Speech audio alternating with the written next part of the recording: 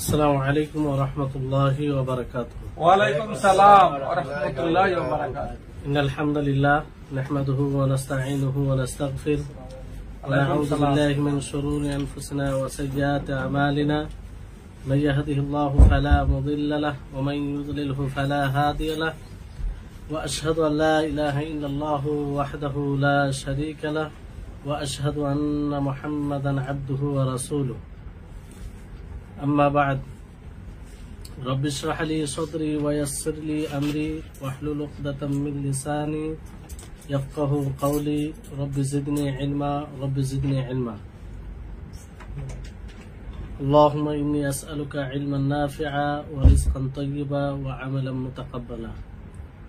সম্মানিত আজকের ক্লাসে উপস্থিত দিনপ্রেমী ভাই সকল, সর্বপ্রথম আমরা সেই মহান সত্তার প্রশংসা করি যিনি আমাদের সকলকে আজকের এই হাদিসের ক্লাসে উপস্থিত হওয়ার তৌফিক দিয়েছেন, তাই আমরা সকলে বলি আলহামদুলিল্লাহ। তারপরে আমাদের সকলের প্রাণপ্রিয় নবী করিম মুহাম্মদ মুস্তাফা সাল্লাল্লাহু আলাইহি ওয়াসাল্লাম, ওনার উপরে অসংখ্য শান্তির ধারা বর্ষিত হোক, যিনি আমাদের সকল কাজে সকল বিষয়ে গাইড করে গিয়েছেন যাতে আমরা সুশৃঙ্খলভাবে মানুষের মাঝে বসবাস করতে পারি, একে অপরের সাথে মিল মহব্বত ভালোবাসার সাথে। সেই নবীর উপরে আমরা সকলেই দরুদ পাঠ করি, আমরা বলি আল্লাহুম্মা সাল্লি আলাইহি আল্লাহুম্মা বারিক আলাইহি। আপনারা জানেন যে শনিবার হাদিসের দার্স হয়। আজকে একটি ছোট্ট হাদিসের দার্স হবে। আশা করি আপনারা হাদিসটি খুব সহজে মুখস্থ করতে পারবেন আর কোনো অসুবিধা হবে না। মাত্র কয়েকটি শব্দ আছে আর হাদিসটি প্রায় সকলকেই বোঝা উচিত। যে কারণে আমাদের সমাজে বিশৃঙ্খলা দেখা দেয়,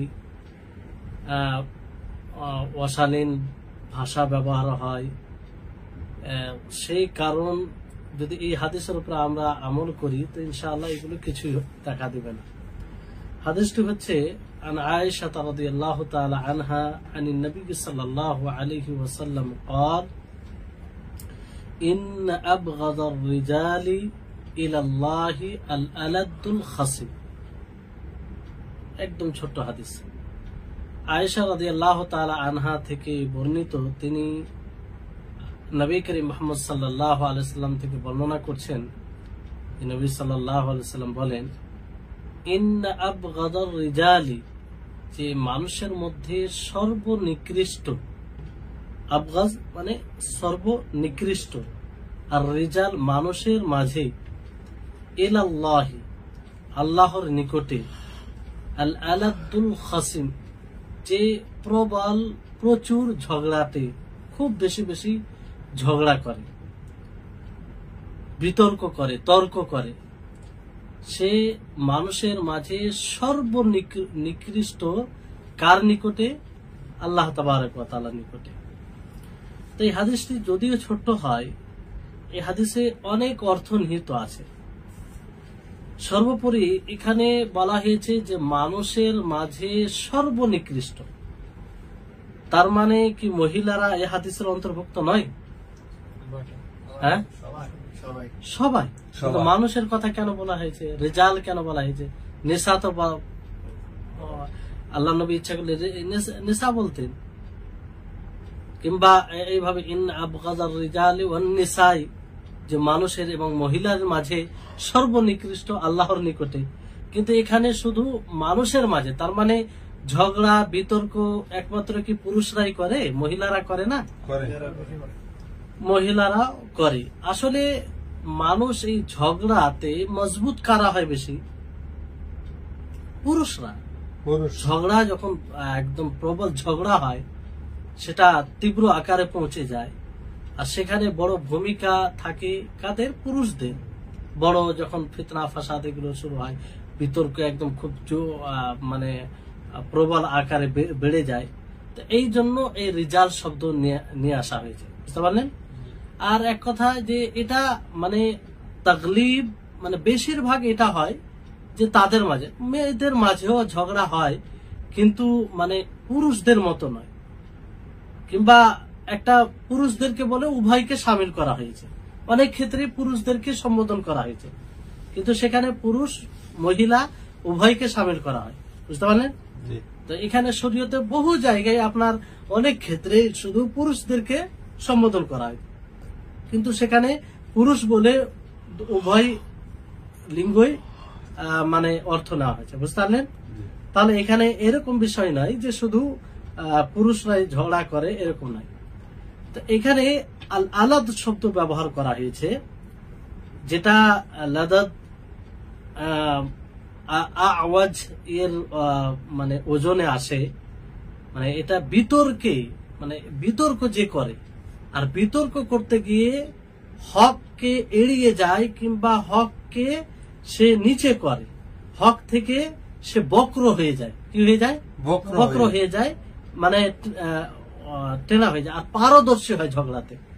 যে ঝগড়াতে পারদর্শী হয়, একদম কিভাবে ঝগড়া করতে হবে, কিভাবে কথা বললে তার কথাটা প্রাধান্য পাবে, যদিও তার কথা বাতিল হয়, যদিও সে বাতিলকে সাব্যস্ত করতে যায়, কিন্তু সে এই বিষয়ে পারদর্শী হয়, বুঝতে পারলেন?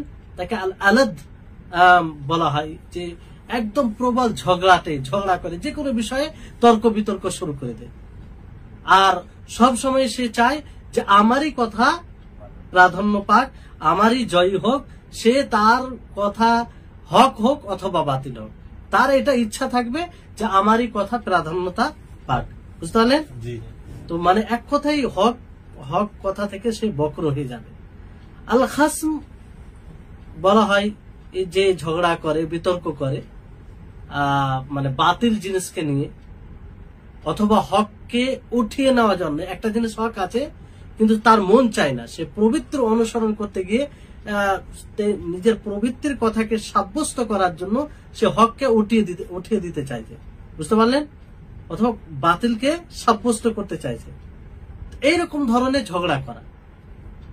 আলাদ এটা আসল লাদাত এর মানে জামা আলাদ, বুঝতে পারলেন? এর মানে পুরো অর্থ, মানে সংক্ষিপ্ত ভাবে পুরো হাদিসটির যদি অর্থ বলা যায়, তো এই হাদিসে ইসলাম মানে বিতর্ক করতে গিয়ে শরীয়ত বহির্ভূত কাজ করা থেকে নিষেধ করেছেন, পাপ করতে, গালিগালাজ করা থেকে নিষেধ করা হয়েছে এই হাদিসে, বুঝতে পারলেন? আর যদি কেউ তর্ক বিতর্ক করতে গিয়ে গালিগালাজ করতে আরম্ভ করে, এমন কথা ব্যবহার করতে, এমন ভাষা প্রয়োগ করতে আরম্ভ করে যে ভাষাতে যার সাথে সে তর্ক করছে সে কষ্ট পাবে, তাহলে এটা খালিস কার আলামত? মুনাফিকের।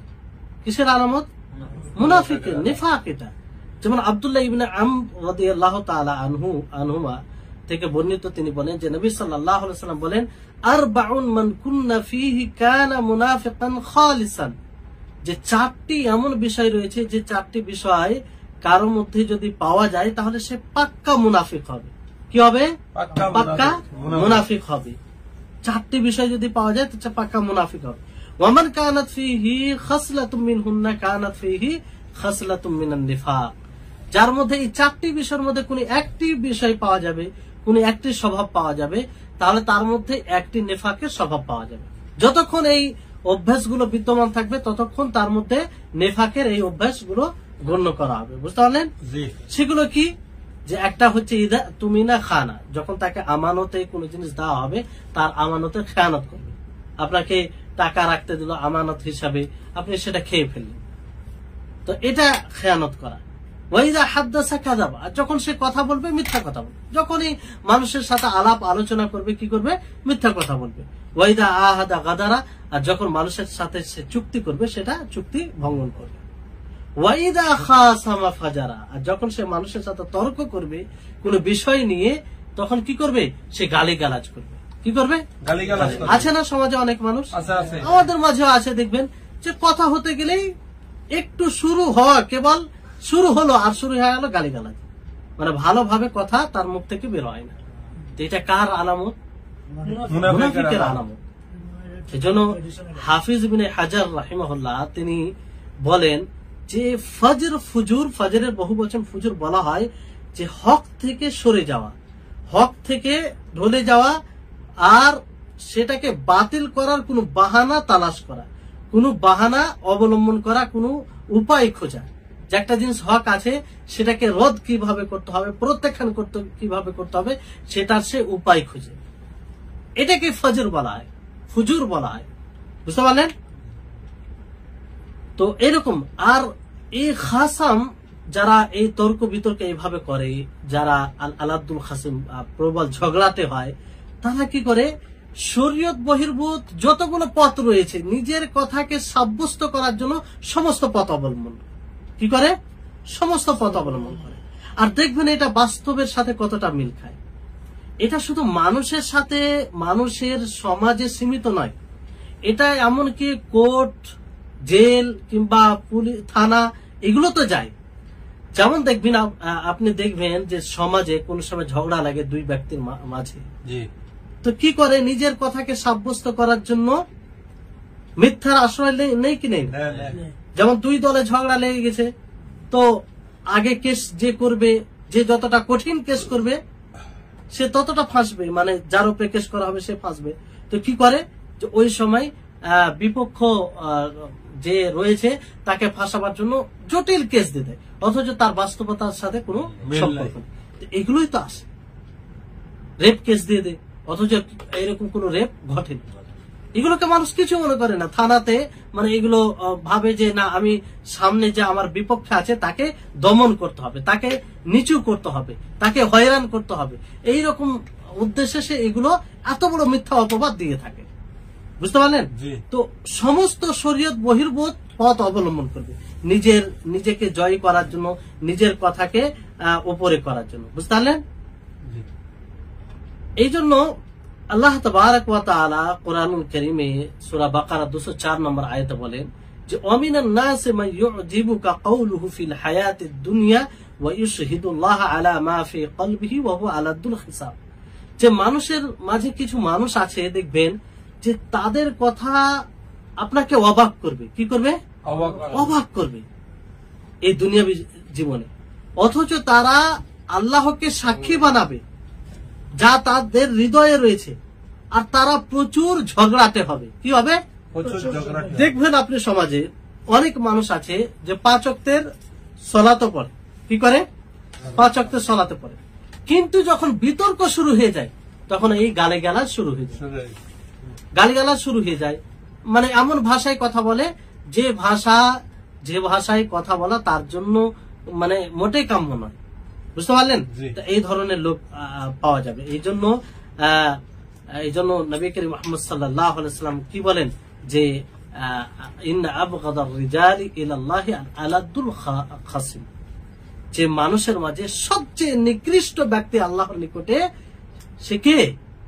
যে প্রচুর ঝগড়াতে হয়, প্রবল ঝগড়া করে, নিজের কথাকেই প্রাধান্য করার চেষ্টা করে। বুঝতে পারলেন? এবার আসুন যে এই যে ঝগড়া বিতর্ক করতে গিয়ে, বিতর্ক হওয়াটা স্বাভাবিক, হতেই পারে, কোনো বিষয় নিয়ে বিতর্ক হতেই পারে, কিন্তু এইভাবে বিতর্ক করা, বিতর্ক যখন শুরু হবে, গালিগালাজ করা, উত্তেজিত হয়ে যাওয়া, এটা অনেক ক্ষতির দিকে পৌঁছায়, অনেক ক্ষতির দিকে পৌঁছায়। বুঝতে পারলেন? 1 নম্বর ক্ষতি হচ্ছে যে এই বিতর্ক থেকে হাসাদ, হিংসা সৃষ্টি হয়। কি সৃষ্টি হয়? হিংসা এবং এক অপরের প্রতি ঘৃণা। যখনই মানুষ কি করে, তর্ক করে, বিতর্ক করে, তখন কি তাদের মনের মধ্যে, তাদের হৃদয়ে ভালোবাসা থাকে? আপনি যদি এই ভাইয়ের সাথে তর্ক করেন, একদম জোরালো ভাবে তর্ক করেন আর গালিগালাজ শুরু করে দেন, তাহলে কি ভালোবাসা থাকবে? না, হিংসা বাড়বে, শত্রুতা বাড়বে। বুঝতে পারলেন? এই জন্য আল্লাহ নবী বিশেষ ভাবে কি বলেছেন যে ইয়াকুম ওয়াদ-দান ফাইন্না আদ-দান আকযাবুল হাদিস ওয়ালা তাজাসসু ওয়ালা তাহাসসু ওয়ালা তানাফাসু ওয়ালা তাহাসাদু ওয়ালা তাবাগাদু ওয়ালা তাদাবারু ওয়া কুনু ইবাদাল্লাহি ইখওয়ানা ওয়ালা ইয়াখতুবু আর-রাজুলু আলা খিতবাতি আখিহি হাত্তা ইয়ানকিহা আও ইয়াতরুকা। যে আল্লাহ নবী বিশেষ ভাবে বলেছেন যে না কেউ হিংসা করবে, না কেউ কারো পিছনে পড়ে যাবে, না কেউ কারো গীবত করবে, না কেউ কারো প্রতি শত্রুতা পোষণ করবে, যাতে ভ্রাতৃত্ব বন্ধনে সব বসবাস করে। বুঝতে পারলেন? তো কিন্তু এই ঝগড়া যদি হয়, যেখানে এই জন্য দেখবেন যে যত বেশি ঝগড়াতে হয় তার সাথে মানুষের সম্পর্ক ততই খারাপ হয়। আপনি দেখবেন সমাজে মিলিয়ে নেবেন, যে যত ঝগড়াটা বেশি তর্ক করে, ওর অনেক মানুষের সাথে বলবেন ভাই অমুক ভাইয়ের কাজ চলে না, আমি ওনার সাথে কথা বলি না, কেন? ওনার সাথে তর্ক হয়ে গেছে। মানে অভ্যাস থাকে যে কোনো বিষয়, এটা ছোট্ট বিষয়কে বড় করে দেয়। এটা ছোট বিষয় যেটা সহ্য করলেই হয়, কিন্তু না করবে না, সেখানে তর্ক করে বিষয়টাকে বড় করে তার সাথে মনোমালিন্য, তার সাথে সম্পর্ক খারাপ, তার প্রতি শত্রুতা, এরকম শুরু হয়ে যায়। এগুলো গাঁও গ্রামে বেশি পাওয়া যায়, গ্রাম্য অঞ্চলে বেশি পাওয়া যায়, বুঝতে পারলেন? তারপরে সম্পর্ক বিচ্ছিন্নতা এটাও তৈরি হয়, বুঝতে পারলেন? কেউ ঝগড়া করলে, বিতর্ক করলে এইভাবে সম্পর্ক বজায় থাকবে? কোন সময় সম্পর্ক বজায় থাকবে না। তো এটা একটা ক্ষতি। তৃতীয় যেটা একটা ক্ষতি, যে দেখবেন বেশি ঝগড়াতে হয়, বিতর্ক করে, তার মধ্যে অহংকার, তাকাব্বুর, ঘামান এগুলো পাওয়া যায় কি যায় না? দেখবেন সে নিজেকে সবসময় ভাবে যে আমি যেটা কথা বলি সেটাই সঠিক, কারো কথা আমার কথার উপরে হতে পারে না, কিংবা আমি যেটা মত রাখি, আমি যেটা বুঝি সেটাই বুঝ। আর সেই বুঝকে সাব্যস্ত করতে গিয়ে কারোর সাথে তর্ক করে, কাউকে গালিগালাজ করে, কারোর সাথে মনোমালিন্য করে, আর এটা অহংকারের পরিচয় হবে। এই জন্য আল্লাহ নবী বলেন যে লা ইয়াদখুলুল জান্নাতা মান কানা ফি কলবিহি মিসকালু যাররাতিন মিন কিবর, যে ব্যক্তির হৃদয়ে অনুপরিমাণ কি থাকবে? অহংকার থাকবে, সে জান্নাতে যাবে না। এক ব্যক্তি আল্লাহ নবীকে জিজ্ঞাসা করলেন যে আল্লাহ নবী, ইন্নার রাজুলা ইউহিব্বু আন ইয়াকুনা সাওবাহু হাসানান ওয়া না'লাহু হাসানাতান, যে একজন ব্যক্তি সে পোশাক পরিষ্কার পরিচ্ছন্ন পরিধান করে, ভালো পোশাক পরে, জুতা ভালো পরে, এক কথায় তার শরীরে যা থাকে সব ভালো থাকে, তো এটা কি অহংকারের মধ্যে পড়বে? তা আল্লাহ নবী বললেন না, ইন্নাল্লাহ জামিলুন ইউহিব্বুল জামাল, আল্লাহ তাবারক ওয়া তাআলা সুন্দর, তিনি সৌন্দর্যকে পছন্দ করেন। এটা অহংকার নয়। অনেক সময় আমরা ভাবি না যে লোকটি কত অহংকার, সবসময় টিপটপ হয়ে থাকছে, একদম শার্ট খুব দামি পড়ছে, প্যান্ট খুব দামি পড়ছে, চটি দেখো খুব দামি পড়ছে, খুব অহংকারী লোকটা, এরকম ধারণা রাখে কি রাখে? এটা অহংকার নয়। যদি কেউ এই জন্য পড়ে যে তাকে আল্লাহ তাআলা দিয়েছেন, পড়ছেন, তার উদ্দেশ্য মানুষকে নিচে করার নয়, মানুষকে ছোট করার নয়, মানুষকে হেয় প্রতিপন্ন করার নয়, বরং আল্লাহ তাআলা দিয়েছে, সে পড়ছে, নিজেকে বড় ভেবে নয়, এটা কোনো সমস্যা নেই। অহংকার হচ্ছে আল্লাহ নবী যেটা সংজ্ঞা দিলেন যে আল কিবরু বাতরুল হাক্কি ওয়া গামতুন নাস, যে অহংকার হচ্ছে হককে প্রত্যাখ্যান করা আর মানুষকে তুচ্ছ তাচ্ছিল্য ছোট করা। এই জন্য যে শরীয়তের কথাকে উপেক্ষা করে, যে এই শরীয়তের, যাকে শরীয়তের কোনো কথা বলা হবে সে গুরুত্ব দিবে না, সেটাকে উপেক্ষা করবে, ইগনোর করবে, সে সবচেয়ে বড় অহংকারী, সবচেয়ে বড় অহংকারী। এই জন্য দেখবেন সমাজে কিছু মানুষ আছে যে তার ব্যাপারে খুব ভালো মানে পরিচয় থাকে, তার লোকটি ভালো, অনেকটি ভালো, তাকে যদি সালাতের কথা বলো, ভাই সালাত পড়ুন না, 5 ওয়াক্ত সালাত আল্লাহ তাআলা ফরজ করেছে, এই সালাত পড়ে কি হবে? কে বললে লোকটি ভালো? সে সবচেয়ে বড় অহংকারী। যে আল্লাহ তাকে সৃষ্টি করেছে, যে আল্লাহ তাকে লালন পালন করেছে, যে আল্লাহ তাকে সুস্থ শরীর দিয়েছে, যে আল্লাহ তাকে সবকিছু দান করেছেন, তার দোহাই দিয়ে যখন তাকে বলা হচ্ছে ভাই সালাত পড়ুন, আল্লাহ তাআলা আদেশ করেছেন, আর সে বলছে যে এই সালাত পড়ে কি হবে? এর চাইতে বড় অহংকার আর কি হতে পারে? এর চাইতে আর বড় অহংকার কি হবে? এই জন্য অহংকারের পরিচয় হচ্ছে যে হক কথাকে ঠকরে দেওয়া, প্রত্যাখ্যান করা, মানুষকে তুচ্ছ তাচ্ছিল্য করা। আর এই ধরনের লোক আমাদের সমাজে অনেক পাওয়া যায়। আপনি দেখবেন এমনি চলছে ভালো, কিন্তু শরীয়তের কথা বলেন সেটাকে উপেক্ষা করে, ইগনোর করে। এই জন্য আল্লাহ তাবারক ওয়া তাআলা অন্য আয়াত এইভাবে বলেছেন যে আল্লাহর ইবাদত না করাই মানে অহংকার। যারা ইবাদত করে না তারা সবচেয়ে বড় অহংকারী, তারা সবচেয়ে বড় অহংকারী। আল্লাহ তাবারক ওয়া তাআলা কি বলেন? ইন্নাল্লাযীনা ইস্তাকবিরুনা আন ইবাদাতি, যে যারা আমার ইবাদত থেকে কি করে? অহংকার করে। কি করে? অহংকার করে। মানে ইবাদত না করা, আল্লাহর অনুসরণ না করা, রাসূলের অনুসরণ না করা, এটাই হচ্ছে অহংকার, এটাই হচ্ছে অহমিকা। বুঝতে পারলেন? তাহলে এই ঝগড়া করা, তর্ক বিতর্ক করতে গিয়ে গালিগালাজ করা, এটা। এবারে আসুন যে এই ঝগড়া, আপনাদেরকে প্রথমেই বলেছি যে ঝগড়া মুতলাক ভাবে আপনি এটাকে হারাম বলতে পারেন না, মুতলাক ভাবে হারাম বলতে পারেন না। এই ঝগড়া কয় প্রকার? দুই প্রকার। কয় প্রকার? দুই প্রকার। এক প্রকারের ঝগড়া হচ্ছে যে বিতর্ক, যে ঝগড়ার দ্বারা, যে বিতর্ক দ্বারা আপনার উদ্দেশ্য থাকবে হককে সমর্থন করা। কে? হককে সমর্থন করা, আর বাতিলকে বাতিল সাব্যস্ত করা, অথবা মানুষকে হকের দিকে নিয়ে যাওয়া। এই উদ্দেশ্য যদি থাকে তাহলে এই বিতর্ক, এই ঝগড়া, এটা প্রশংসনীয় ঝগড়া। এটা কিসের ঝগড়া? প্রশংসনীয় ঝগড়া। বুঝতে পারলেন?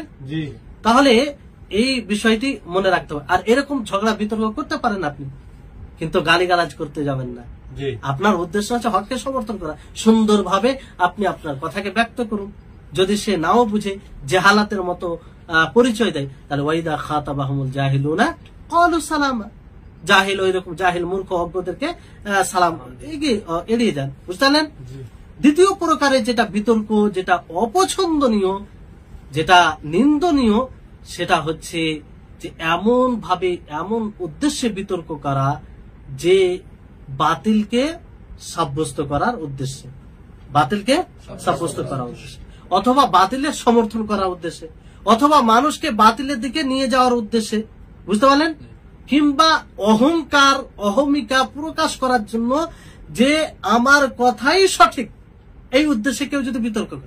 এই ধরনের মানুষ আছে কি নেই? আছে, অনেক মানুষ আছে। দেখবেন যে অযথা একটা সামান্য বিষয় নিয়ে, শুধু বিষয়টা এটা যে সে যদি একটু চুপ থেকে যায় তো হয়তো আর তার কথাটা উপরে থাকলো না, কোনো তাতে লাভ নেই। কিন্তু না, সেটার জন্য সে তর্ক করবে, সেটার জন্য কাউকে হেয় প্রতিপন্ন করবে, সেটার জন্য সে কাউকে গালি দিবে, সেটার জন্য সে তার বিরুদ্ধে ষড়যন্ত্র করবে। তো কত বড় ক্ষতি এগুলো নিয়ে আসছে। কিসের কারণে? অহংকারের কারণে। বুঝতে পারলেন? আর এই বিতর্ক করতে গিয়ে এই হাদিসটি একটু এগুলো বলার কারণ হচ্ছে যে এগুলো সমাজে পাওয়া যায়। বুঝতে পারলেন? সমাজে এই ধরনের লোক অনেক পাবেন, আমাদের মাঝেও অনেক আছে। দেখবেন যে এই মেজাজের থাকে। আমরাও যদি এই মেজাজের হই তাহলে পরিবর্তন করবে। হতেই পারে মানুষ এক একটা জিনিসে অভ্যস্ত হয়ে যেতে পারে। মেজাজের উপরে, সেটা ছোট থেকে যে মেজাজের উপরে লালন পালন হবে সেটা অভ্যস্ত হয়ে যায়, মানুষ বুঝতে পারে না। তো ওই রকম থাকলে আমাদেরকে এগুলো প্রত্যাখ্যান করতে হবে। এর কিছু কুপ্রভাব আছে, আপনাদেরকে বলি যে 1 নম্বর কুপ্রভাব, এগুলো খুব মারাত্মক কুপ্রভাব থাকে।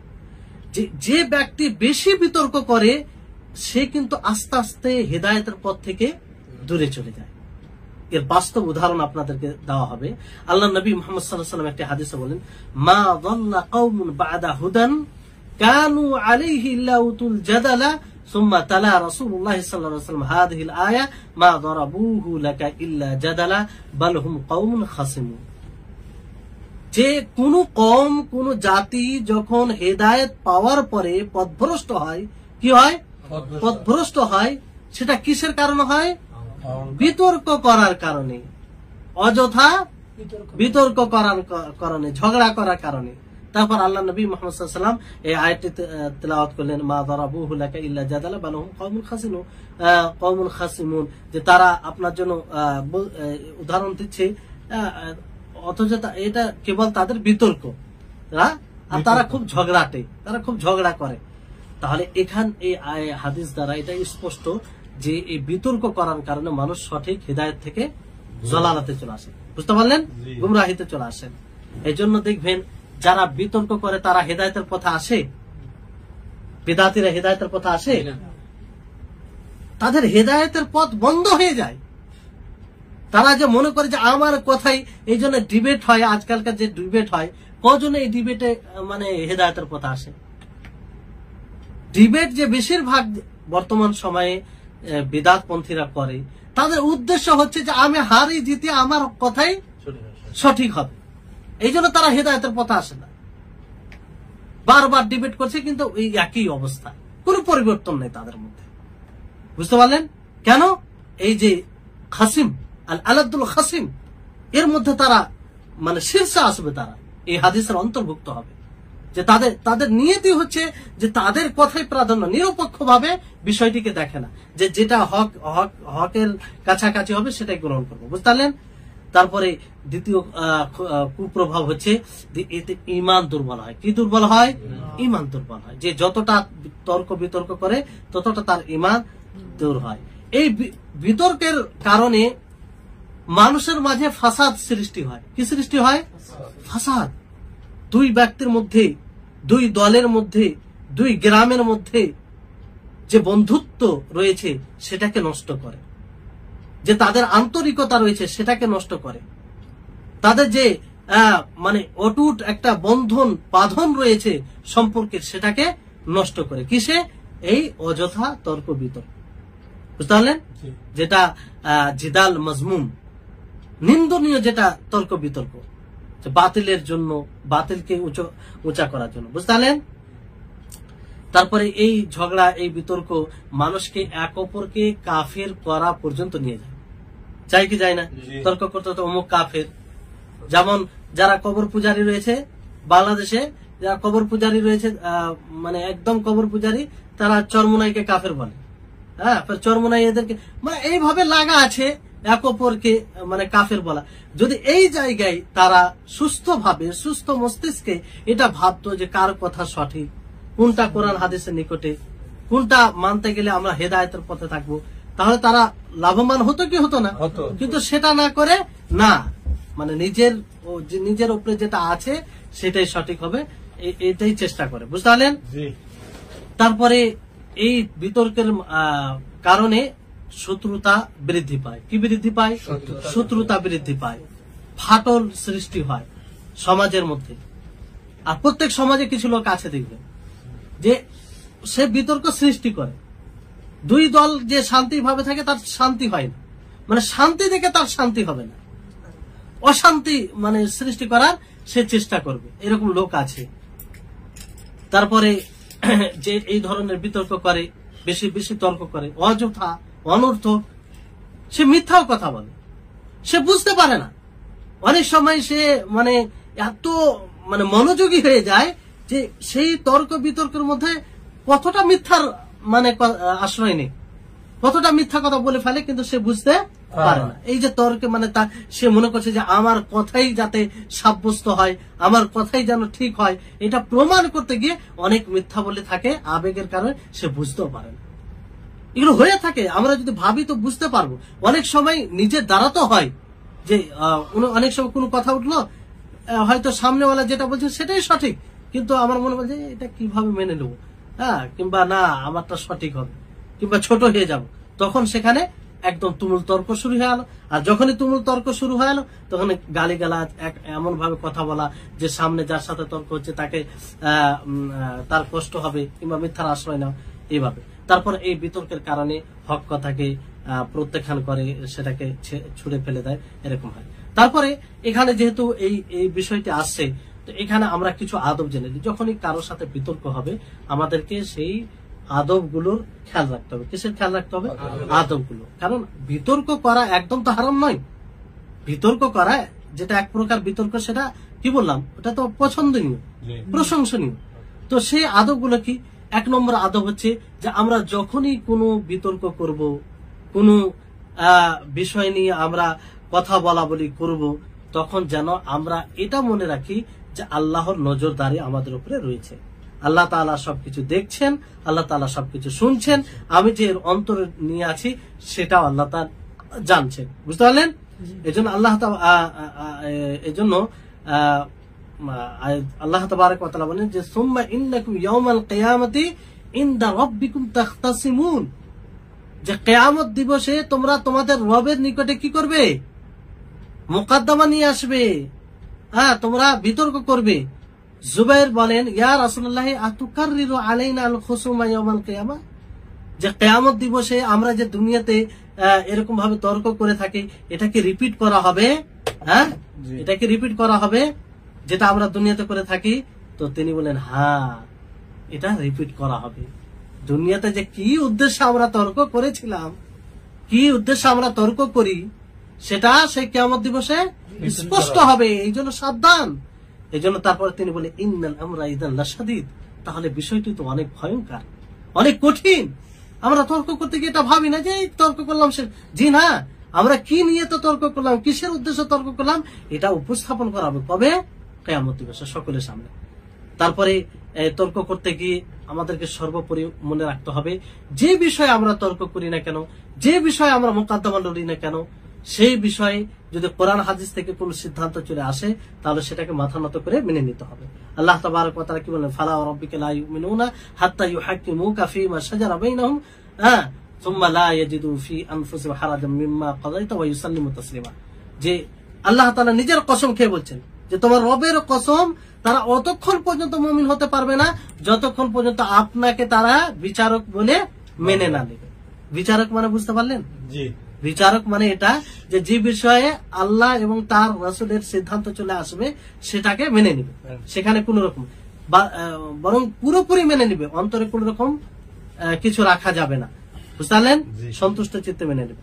আর সর্বোপরি মনে রাখতে হবে, এই বিতর্ক করতে গিয়ে কেস যদিও হয়, কেস সবগুলো এর মধ্যে আসে, কারো উপরে কেস হয়ে যায়, কেস যদি লড়তে যান তাহলে ইনসাফকে বজায় রাখবেন। আপনি তো জানেন আপনি কি করেছেন, আপনার বিপক্ষে কি, সেখানে মিথ্যার আশ্রয় নিন। কারণ আজকে আপনি কারো দাপটে মিথ্যার আশ্রয় নিয়ে আপনার প্রতিপক্ষকে আপনি দমন করলেন, তাকে দবিয়ে দিলেন, কিয়ামত দিবসে সেদিন কিন্তু আল্লাহ তাআলা দুর্বলদেরও আল্লাহ হবে, এটা মনে রাখতে হবে। আজকে যারা শক্তিশালী, যারা দাপট রাখে, তারা এগুলোকে কিছুই মনে করে না। তাদেরকে চিন্তা করা দরকার যে মালিক ইয়াউমিদ্দিন, সেদিন কিয়ামত দিবসের মালিক একমাত্র আল্লাহ তাআলা থাকবে। তো আজকে আমরা নেতার দাপটে, রাজনীতিক দাপটে, আর বিভিন্ন লোক আমার কাছে অর্থ আছে সেই দাপটে গরিবদের উপরে, দুর্বলদের উপরে অন্যায় করি। থানাতে কেস গেলে আমরা বিভিন্ন রকম কেস দিয়ে আরো তাকে দাবিয়ে দিই, যাতে এখানে শক্তি আছে, কিন্তু কিয়ামত দিবসে কিসের শক্তি দেখাবো? সেদিন তো কার আল্লাহ তাআলা লিমানিল মুলকুল ইয়াউম, আজ কার রাজত্ব হবে? লিল্লাহিল, একমাত্র আল্লাহ তাবারক ওয়া তাআলা থাকবে। তো এই জিনিসটা স্মরণ করা উচিত, বুঝতে পারলেন? এই জন্য আবু সুফিয়ান রাদিয়াল্লাহু তাআলা আনহুকে বলা হয় যে আপনি এত সম্মানিত কি করে হলেন? তো তিনি বললেন যে আমি যখনই কোনো মানুষের সাথে তর্ক করেছি, তো তর্ক করতে গিয়ে সুলার জন্য, সংশোধনের জন্য একটা পথ ছেড়ে দিয়েছি। মানে এমন ভাবে তর্ক বিতর্ক করিনি, এমন ভাবে কারোর সাথে ঝগড়া করিনি যে সুলা সংশোধনের পথই বন্ধ হয়ে গেছে। আমরা কি করি, তর্ক করতে গিয়ে এমন ভাবে ঝগড়া করে নি, হাতাপাই করে নি, দিয়ে আর মানে সংশোধনের পথ থাকে না, তখন ওর শত্রু ওর শত্রু হয়ে যায়, বুঝতে পারলে? হয় কি হয় না? সামান্য একটা জিনিস নিয়ে তো এইভাবে তর্ক করলে হবে না। আর দ্বিতীয় বিষয় খেয়াল রাখতে হবে এটা, যে এই তর্ক করতে গিয়ে কখনো আপনি অন্যের হক নেবেন না, অন্যের হক নেবেন না। কারণ নবী করিম মুহাম্মদ সাল্লাল্লাহু আলাইহি ওয়াসাল্লাম তিনি বলেন যে ইন্নামা আনা বাশার, আমি এক মানুষ, আমি মানুষ। ইন্নাকুম তাখতাসিমুনা ইলাইয়া, তোমরা আমার কাছে মুকদ্দমা নিয়ে আসো, কেস নিয়ে আসো, বিষয় নিয়ে আসো। ওয়ালা আল্লাহ বা'দুকুম ইয়াকুনু আলহানু বিহুজ্জাতিহি মিন বা'দ ফাআকদা নাহু মা আসমা। দেখেন কত সুন্দর কথা, যেটা স্বাভাবিক, যেখানে অস্বীকার করার কিছু নেই।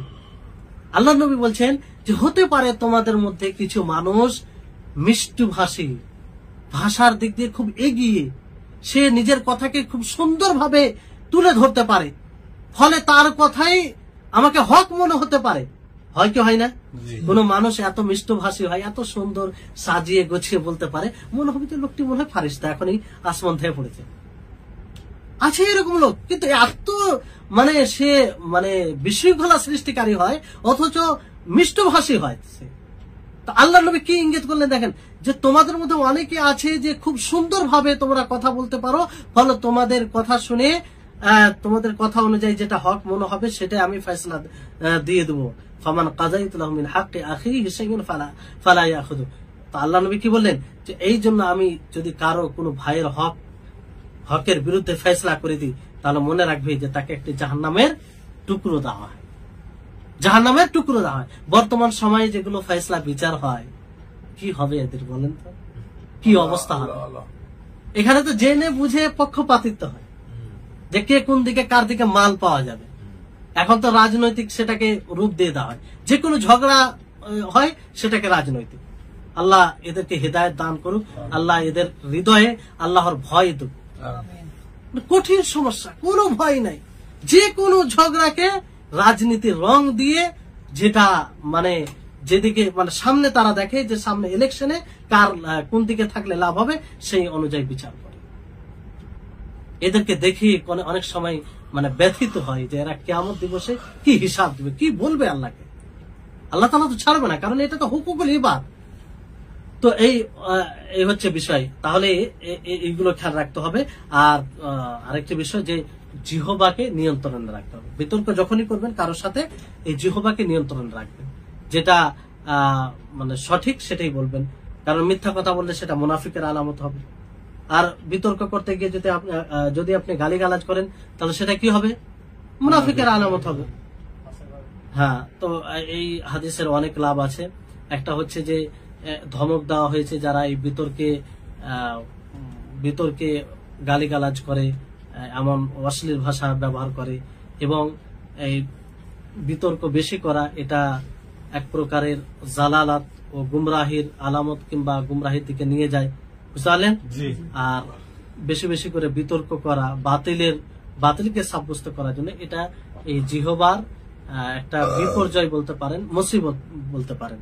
কেননা এর দ্বারাই মানুষের মধ্যে সম্পর্ক বিচ্ছেদ হয়, ভালোবাসায় ব্যাঘাত ঘটে, আন্তরিকতা নষ্ট হয়, বুঝতে পারলেন? আর এই যারা এই বিতর্কের অভ্যস্ত হয় তারাই দেখবেন তারা হক ও বাতিলের মধ্যে পার্থক্য খুব কম করে, বরং তারা নিজের প্রবৃত্তি অনুসরণ করে সেটাকে সাব্যস্ত করার চেষ্টা করে, বুঝতে পারলেন? তাহলে এই হচ্ছে বিষয়, এগুলো আমাদের খেয়াল রাখতে হবে। এছাড়া আরো অনেক রয়েছে। তাহলে শেষে যেটা কথা বলবো যে এই বিতর্ক করতে গিয়ে এই বিতর্ক এক হিসাবে যদি আপনি বাতিলকে দমন করার উদ্দেশ্যে কিংবা হককে সাব্যস্ত করার উদ্দেশ্যে করেন তাহলে এটা প্রশংসনীয়। আর কোন ক্ষেত্রে এটা মানে নিন্দনীয় হবে যে আপনি যখন আল্লাহ তাবারক ওয়া তাআলার কোন নিদর্শন নিয়ে তর্ক বিতর্ক করবেন আর আপনার উদ্দেশ্য হবে তাকে প্রত্যাখ্যান করা, বুঝতে পারলেন? দ্বিতীয় হচ্ছে যে বিষয়ে একদম সুস্পষ্ট দলিল আছে, আপনি যেটা বলছেন তার বিপরীতে সুস্পষ্ট দলিল আছে, অথচ আপনি বিতর্ক করছেন, তাহলে এটা কি হবে? নিন্দনীয়। অথবা আপনি হকের বিরোধিতা, আপনি বুঝতে পারছেন হক, তারপর আপনি তর্ক করছেন, তাহলে এটাও নিন্দনীয়। অথবা আপনি বাতিলকে সাব্যস্ত এবং হককে দূর করার জন্য করছেন, কিংবা বিনা দলিলে আপনি ঝগড়া করছেন, কোনো দলিল না, আপনি কোনো দলিল নাই না, কোনো জ্ঞান আছে, আপনি তর্ক করছেন, শুধু তর্ক করছেন, তাহলে এটা নিন্দনীয় এবং এটা এর পরিণাম ভালো নেই, বুঝতে পারলেন? তাহলে এই বিষয়গুলো খেয়াল রাখতে হবে। আল্লাহ তাবারক ওয়া তাআলার নিকটে দোয়া করব আল্লাহ যেন আমাদের সকলকে এই আল্লাহ তাবারক ওয়া তাআলার নিকটে সর্বনিকৃষ্ট হওয়া থেকে আমাদেরকে যেন রক্ষা করে, আমরা যেন আল্লাহর নিকটে সর্বপ্রিয় হই, সর্বনিকৃষ্ট নয়। আল্লাহর কাছে এ থেকে পানা চাইছে আমরা যেন আল্লাহর নিকটে সর্বপ্রিয় হয়। সর্বপ্রিয় কখন হব? যখন এর পরিবর্তে আমরা যখনই বিতর্ক করব হককে সাব্যস্ত করার জন্য, বাতিলকে দমন করার জন্য, তাহলে আমরা আল্লাহর নিকটে সর্বপ্রিয় হব। যদি কোনো ব্যক্তি বাতিলকে সাব্যস্ত করার জন্য তর্ক করতে গিয়ে আল্লাহর নিকটে সর্বনিকৃষ্ট হয়, তাহলে বাতিলকে দমন করতে গিয়ে সুস্থভাবে যদি কেউ তর্ক করে তাহলে আল্লাহর নিকটে অবশেষে কি হবে? সর্বপ্রিয় হবে।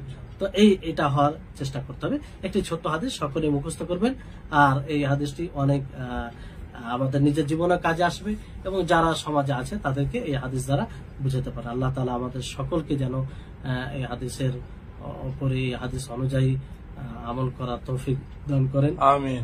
আর আমরা যেন মিষ্টভাষী হই, আমাদের ভাষা দ্বারা যেন কেউ কষ্ট না পায়, আমাদের কোন ব্যবহার দ্বারা যেন কেউ কষ্ট না পায়। আখির দাওয়ানা আলহামদুলিল্লাহি রাব্বিল আলামিন। আসসালামু আলাইকুম ওয়া রাহমাতুল্লাহি ওয়া বারাকাতুহু।